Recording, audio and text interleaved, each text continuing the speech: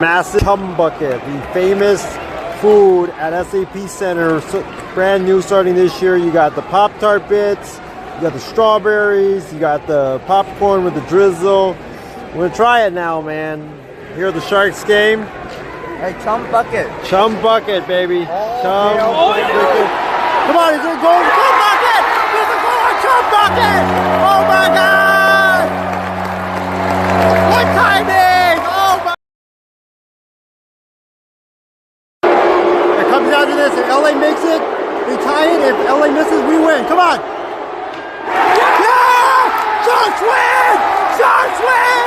Asking! You're go! Let's go! Sharks win! Sharks win! Sharks beat LA! We missed it! Let's go! This team is special! Let's go!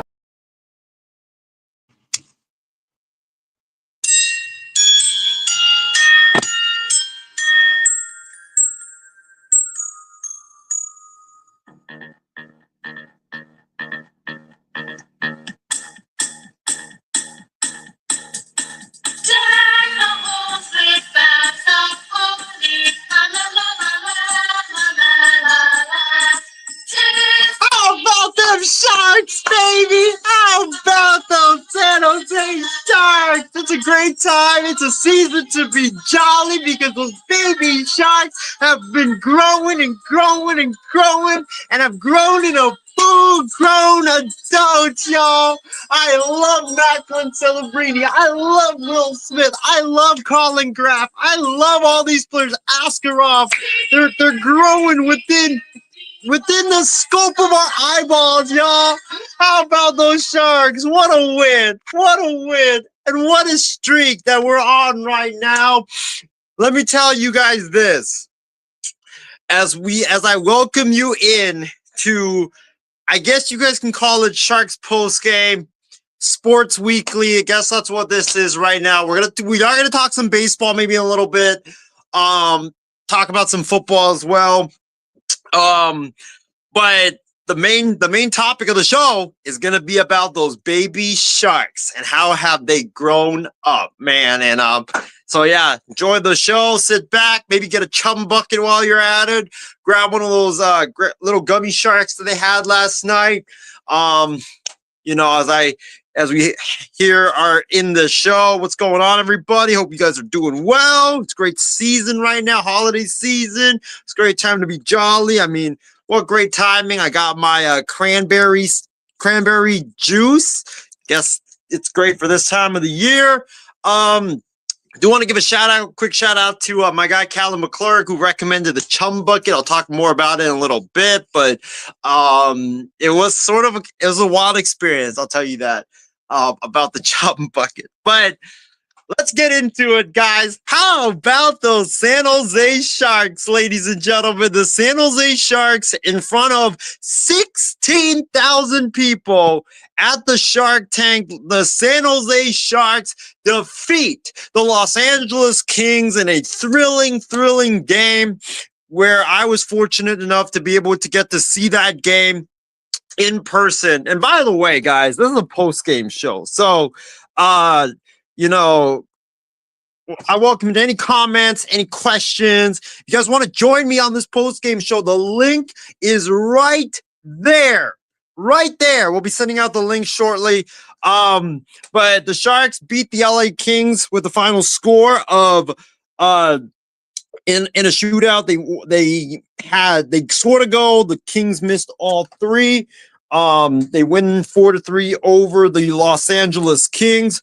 You know what? And this continues a streak of great hockey that the Sharks have been playing recently. And, you know, you look at this team right now, they started off 0-4-2.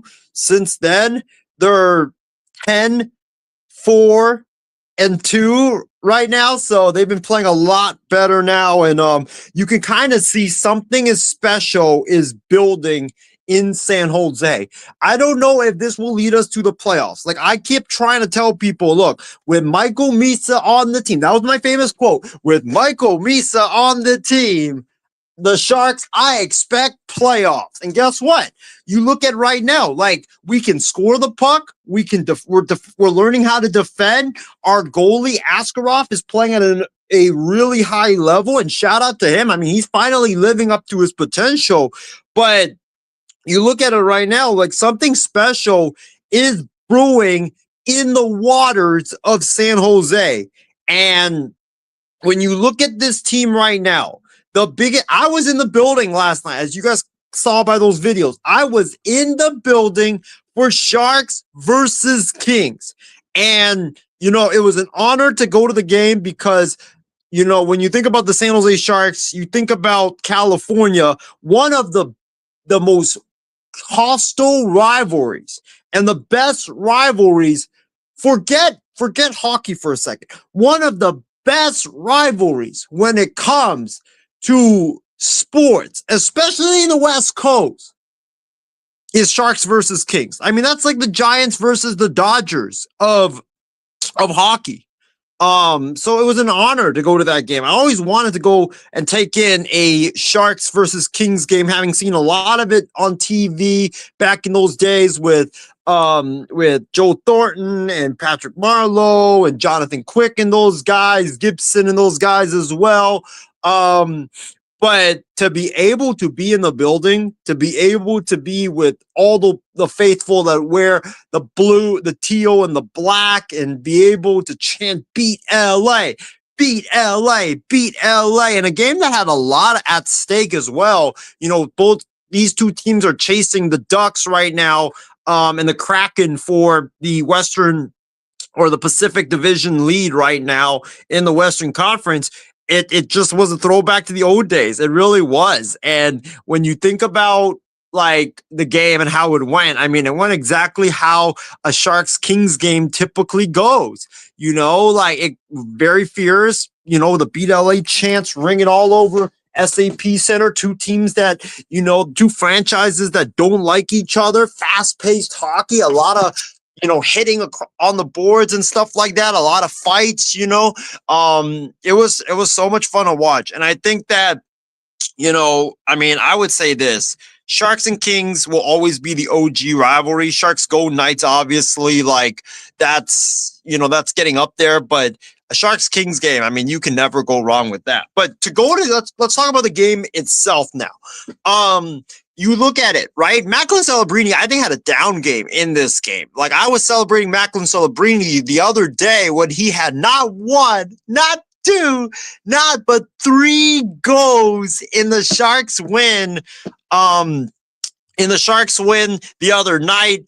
The last night. Look, he had a down game. He turned the puck over in the neutral zone. That led to a shorthanded goal in which the Sharks were on the power play. Then Celebrini turns it over, and the Kings get a one-on-one versus Askarov, and he gets it in. And then Celebrini had a couple of errant passes that you're just like, what are you doing, Macklin? Like, I love you, Macklin. Don't get me wrong. I love you, Macklin. But what are you doing with that puck when you're on the right side of the ice and you shoot the puck all the way across the ice to the left side? Like, what are you doing? What are you doing? To the left zone, as they call it. Like, what are you doing? What are you doing? What are you making that pass for? But Celebrini had a down game. Smith, not so good as well. I mean, both of those guys had attempts in the shootout that got deflected and got denied. But you look at the other guys that stepped up. I mean, some of the vets, like Philip Kurashev, I think we got him from Boston. He is tremendous. I mean, such a good veteran young player for the Sharks. Really good goal scorer. I mean, that first goal, I don't know if you guys saw it, but Colin Graf makes a phenomenal pass. I mean, phenomenal pass to get it to Kurashev for the goal. I mean, it's a phenomenal pass. I mean, he threaded that pass in between the defenders to Kurashev, right to him, and he put it like perfectly where he got and scored it in. Colin Graf might be the best passer when it comes to wings in the National Hockey League, and he might be, honestly, the best like the most underrated young player that we have in the National Hockey League right now. I mean, the kid is so good when it comes to like defense. He's really good in terms of killing penalties. His defensive instincts are very good. He's always at the right place, right time. He makes really good passes, and he's always like just around like where he's supposed to be at to win. I mean, when he had that game winner on the road, I mean, he perfectly trailed Macklin Celebrini, knew that the Wild were going to double team Macklin Celebrini, and Graf would be wide open. Celebrini with a pass to Graf. Graf makes it in for the goal. But yeah, I've been really impressed. Love watching Colin Graf play. He's one of my favorite players to watch. Dickinson was really good defensively. I know he got hit on the boards a couple of times, but Dickinson was tremendous on defense. Graf with his passing and his defense was great. Kurashev, great ability to score the puck in this game. And then we got to go to the MVP. How about Yaroslav Askarov? I mean, this guy was acquired from the Nashville Predators, high draft pick of the Nashville Predators. Took him some time to really get going, but boy, oh boy, has he got going. And shout out to my guy, Justin Bossman. Justin, what's going on, man? Hope you are doing well. I haven't talked to you in a very long time. Yes, that's right. I love hockey now, so love my Sharks. But you look at Askarov. I mean, the guy is tremendous. I mean, I for sure thought there was a lot of points in that game where the Kings had some really golden opportunities, and you're just holding your breath because you're like, oh shoot, I've seen this movie before where the team is going to choke and the team is going to choke and the team is going to choke. And Askarov just time and time again, just deny, an ability to just really play some really good goaltending out there. The Sharks have definitely solved their goaltending right now. Last year was a big weakness. Now it's turned into a strength. And you look at like right now, you see like the team, we can score. We're slowly learning how to defend. And also now our goalies are not choking. We're actually like guarding well on defense. Like it's really tremendous to watch right now. You see this team right now. They started off 0-4 and 2. They were when I went last year, they were 0-10 to start the season. This year, throughout 18 or 21 games, they're 10-8-2, 2 games over 500. My goal this year, realistically, was to get to 500. Let's get to 500. Let's make a threat for the playoffs. But if we're not in that, if we're not in the playoffs, fine by me. But let's get to 500, right? That's the next step. And they're slowly starting to take the next step. And people are noticing now. They're noticing. By the way, it was Dellandrea that scored the second goal on that pass from Graf. It wasn't Philip Kurashev. Kurashev scored the goal, that the ultimate game winner in the shootout. So shout out to Kurashev because that was some nifty move that he put left, right, and then bam. Like when the goalie thought he was going to the right, he hits it to the left into the net for the goal. Dellandrea comes back. He plays a big vital part in the game for the Sharks. But, I also want to give a shout out to Tyler Toffoli for searing off a couple of defenders a lot of the times in that game to be able to get the puck in position for the Sharks to score. Look, the Sharks can score. We know that. It's all about can they defend? Can they defend? And when you're a young guy, it's hard for you to defend. And so when you look at what's going on right now, like, the Anaheim Ducks, I got to tell you, look, I've been very impressed by them. The Sharks are kind of like mirroring the trajectory of the Anaheim Ducks, where it's like long rebuild, but you get all the young talent now. Sure, it takes some time for them to get their feet under them, but you look at what's going on right now. Anaheim last year, did they make the playoffs? No, but they had a 500 record. They were a threat to get into the playoffs. They played some really good hockey. It was a good change of pace for what has been going on in Anaheim. And then this year they're in the hunt for the division. And you look at the Sharks right now, like they're kind of on that same pace where it's like last year you had the young guys, but they had to get their feet wet. And this year, get to 500. They're making a run for the playoffs. Are they going to get in? I don't know, but they're at least making hockey fun again in the Bay Area. And I want to say this, man. Shout out to Macklin Celebrini. That guy, you talk about the face of Bay Area sports. That guy is going to be the face of Bay Area sports one day. Like the Bay Area, we're blessed with so many great sports athletes, Steph Curry, Brock Purdy, and those guys. But Macklin Celebrini, this guy's going to be a legend in the NHL, and he's just so fun to watch. But I think what really I take away from him that, you know, it's so great is the leadership. I mean, you talk about every game, you see him on the ice, whether it's a good play, a bad play, whatever. He's the last one to leave the ice after a period ends. He's always out there dapping his teammates up. I mean, that's leadership right there. That's what you want to see from your franchise player. And so, you know, shout out to him. He's made the hockey fun in the Bay again. He's saved hockey in the Bay. Like I said that before many times. He's also, you know, as fans are coming back. I mean, you know, before attendance was like 10,000 maybe, but now it's like back to 16,000, and that's for a Tuesday night game. And so the tank is roaring again. Fans are coming back. Fans can see the joy, the you know, the fun that this team is having right now. And so, yeah, it's been fun to watch the Sharks this year. You know, it's been a lot of fun, and can't wait to go to the game on next Monday. Not this week Monday, but next Monday, December the 1st, to kick off December with my 20th game, 2-0 golden milestone, y'all. And it's gonna be a lot of fun. Can't wait. But Sharks are in the race right now. We'll see how long that lasts, but it's just so good. It's so refreshing to see winning hockey finally. My guy Justin Bossman says, who's your team to win it all?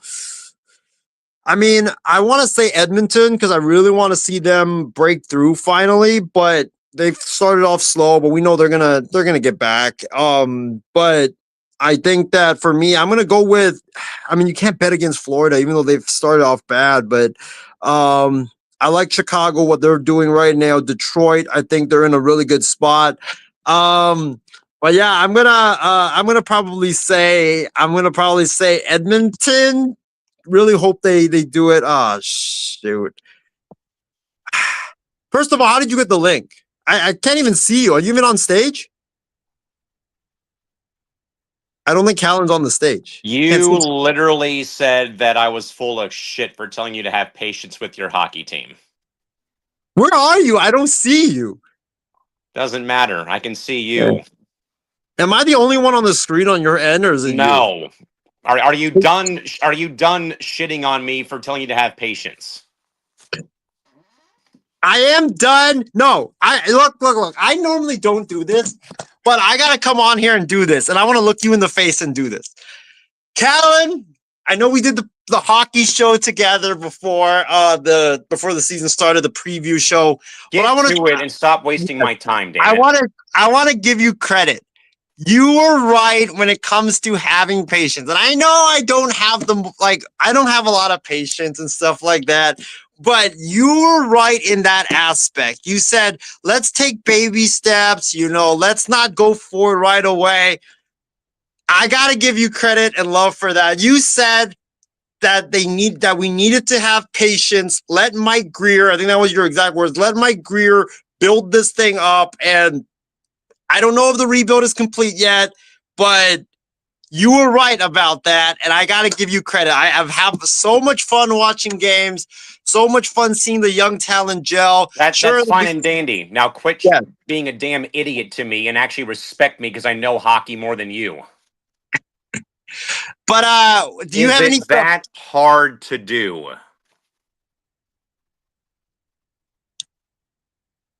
It's not, but I'm slowly learning. I am slowly learning. Quit turning off your camera and freaking face me and quit laughing in my face, Isaiah.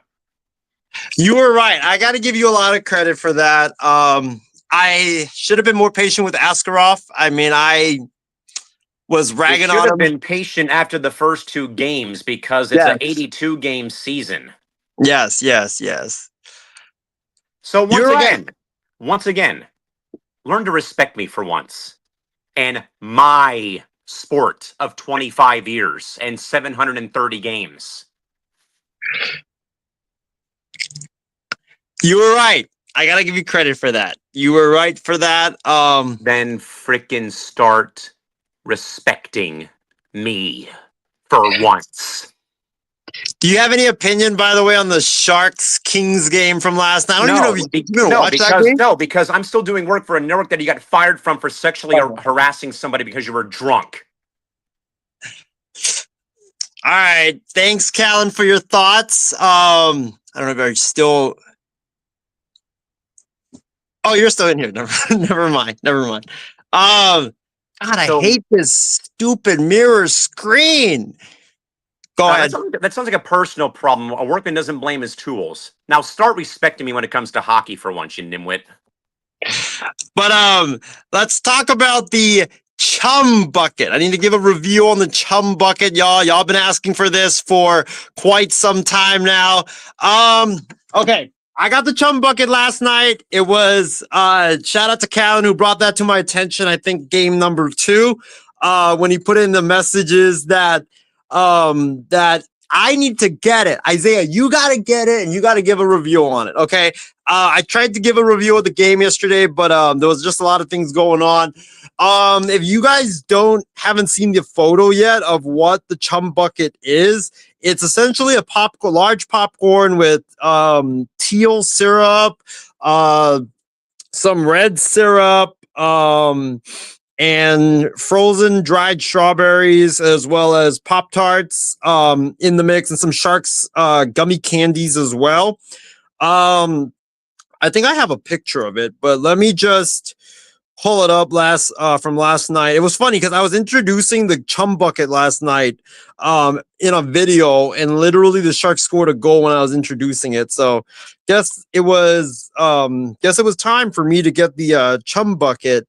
But this is the Chum Bucket, ladies and gentlemen. As I wait for the picture to load. But yeah, this was the Chum Bucket, the famous food at SAP Center, brand new starting this year. You got the Pop-Tart bits, you got the strawberries, you got the popcorn with the drizzle. We're gonna try it now, man. Here at the Sharks game. Hey, Chum Bucket. Chum Bucket, baby. Chum Bucket. That was a Chum Bucket, y'all. It honestly, my review on it, 1 through 10, I probably got to give it a 4. And I hate to say it because that's an item I wanted to love, but you guys know me. I got to be honest, right? So I got to be honest, and so I got to give it a 4. It was not that great. It cost only $13. So, I mean, if you want to have like a sweet, sweet dinner, there you go, ladies and gentlemen. But let me see if I have that picture loaded up yet. But yeah, it was a 4, honestly. Like, there you go. Look at that. So you got butter popcorn, you got Pop-Tart bits, you got frozen strawberries, dried frozen strawberries, and you've got these Sharks gummy candies that are just all around it, and then it's like drizzled with teal syrup. I mean, it's sweet and it's sort of savory, but what I didn't like was the drizzle made the top of the popcorn very, very soggy, and it would get into your hands and make it like very sticky.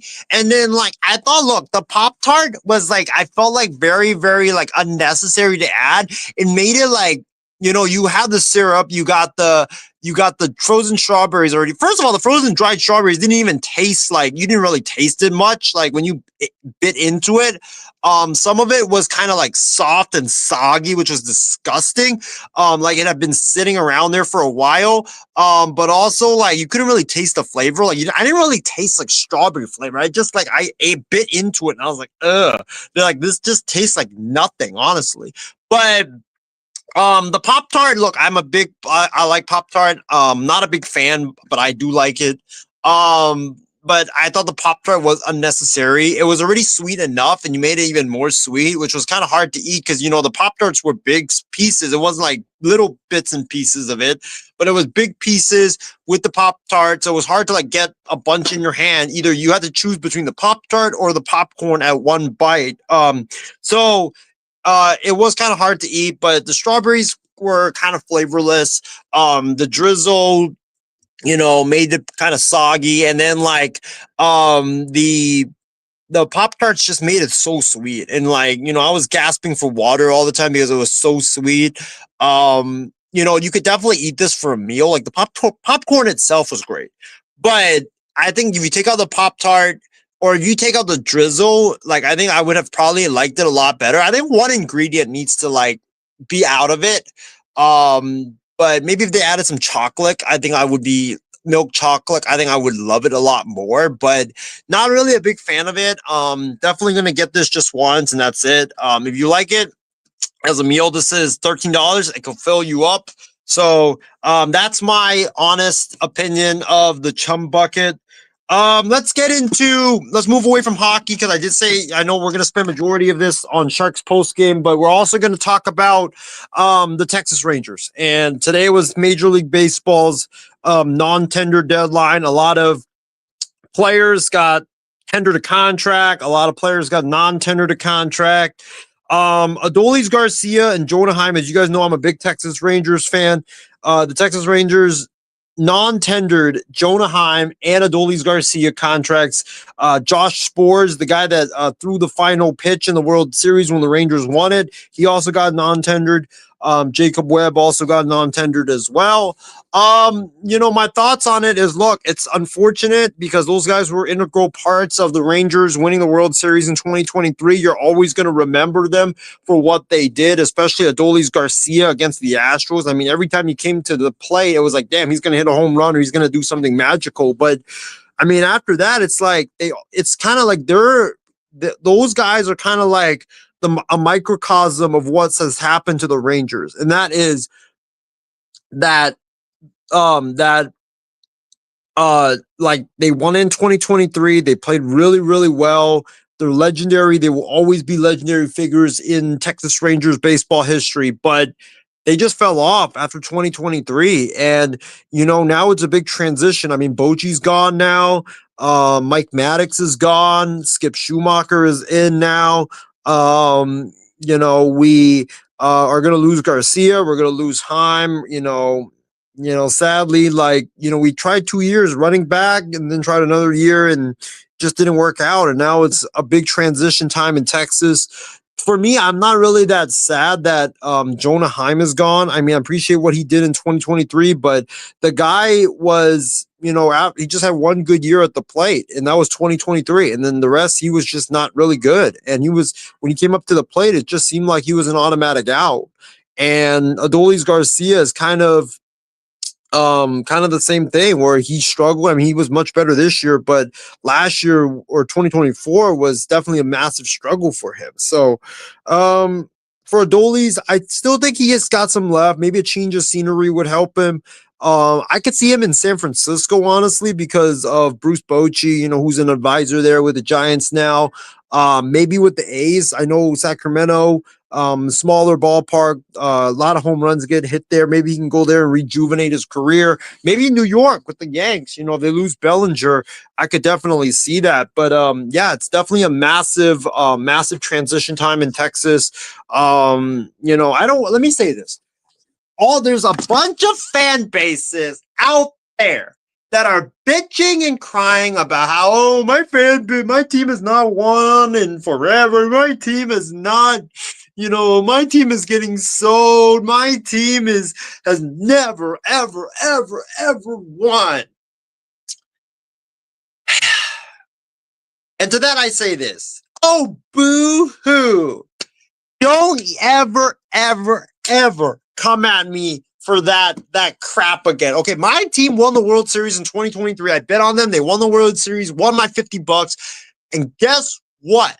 You know the problem with the Rangers now is they have an owner that has consistently given out big contracts, have consistently poured money into winning. And guess what? They won the World Series, and it seems like their owner is like the rest of the team. He's just like, oh, we won the ring. We good. We don't care anymore. You're cutting payroll. Why are you cutting payroll? You literally, for the past 15 years, have been one of the most active teams in terms of free agency and trades. And now you're cutting money because you won a ring? Like, what are you doing, man? Like, what are you doing? The Rangers could have been a dynasty, bro. They could have been a team that were like the Astros that just won and won and won and were always there. We had a young group, a young up-and-coming group of stars, Corey Seager, Marcus Semien, and all those guys.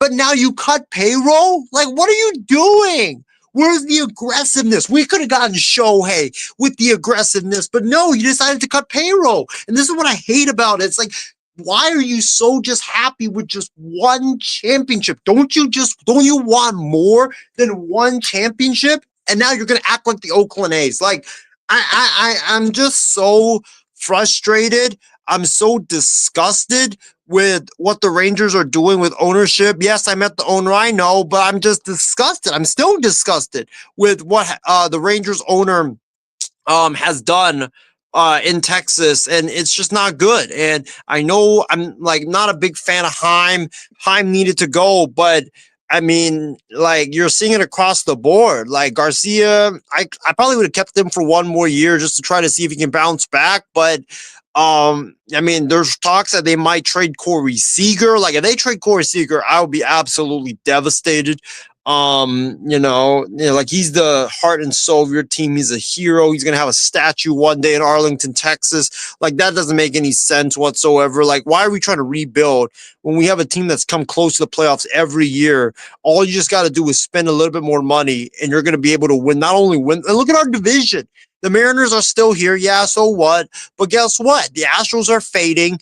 And then the rest of the division is crap. Like, what are you doing, Texas? Like, you have a chance to have a stranglehold in the division for years to come and be a consistent winner. But you decided after winning one championship, oh, I've had enough and we're good. So it's ridiculous, man. And Evaldi too. Like, Evaldi, like, is thank you, Justin. Evaldi is a guy that, you definitely got to keep. I know you have DeGrom. There's been talks they might chop DeGrom, which is so ridiculous. But I like the direction that Skip Schumacher. I like that hire because he brings in a fresh voice, younger voice. I think that's what this club kind of needed.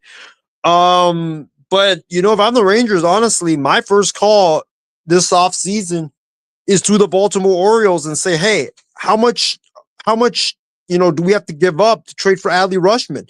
It's a not known secret. I mean, it's a known secret that it's a well-known secret that Adley Rutschman, probably doesn't have a future in Baltimore. Like, he would be the perfect fit for the Rangers, and his bat would play tremendously in Texas. He's an RBI machine.